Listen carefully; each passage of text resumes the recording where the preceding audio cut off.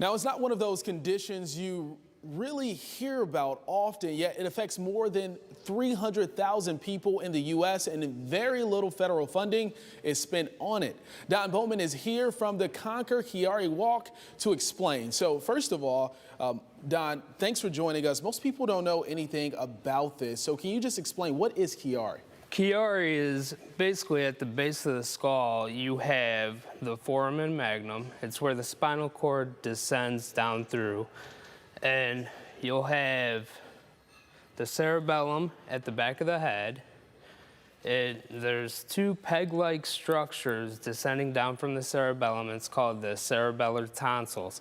And those crowd that intersection of the spine and the base of the skull, and it makes it so that there's lack of CSF flow, which is cerebral spinal fluid, and then that will raise pressure in the head, and it causes a whole bunch of neurological symptoms. So headaches would be a symptom of this? Yes, that is pretty much the #1 symptom, really intense headaches. People, they'll go to a doctor and they'll get diagnosed with migraines, and there's only one tool that is used to technically diagnose Chiari, and that's a brain MRI.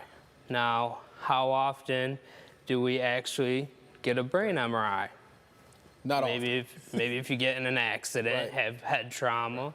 So is this something that's rare to diagnose? Is that what we're seeing? Yes, it's very, very rare to diagnose because, like I was saying with the brain MRI, a lot of doctors, when you go to your PCP, they'll say, you have a migraine, and they'll just leave it at that. They'll try to, give you medications for migraines, and it doesn't really work because it's a pressure problem in the skull, not a migraine. So let's talk about once you finally get this diagnosis, Don, what is the solution? Is there a surgery involved, things like that? Okay, there is no cure for Chiari malformation. There is a surgery that you can have in which basically they'll relieve the symptoms by going in, they'll cut out part of C1, they'll open up the base of the skull, they'll cut open the dura, which is a protective coating of the brain and spine, and then they'll cut the cerebellar tonsils out and cauterize them. That's resection and cauterization. And then they'll put a patch over the dura to provide more space for CSF flow. And that's just to relieve symptoms. There's no cure. So this is a brain surgery, just to keep it frank. So really risky surgery to begin with, and then it only relieves the symptoms. So let's talk about the Chiari walk. And you really explained this in fine detail. About 300,000 people in the U.S. are diagnosed. The walk, what is this all about? You guys are looking to raise awareness, to raise some funds?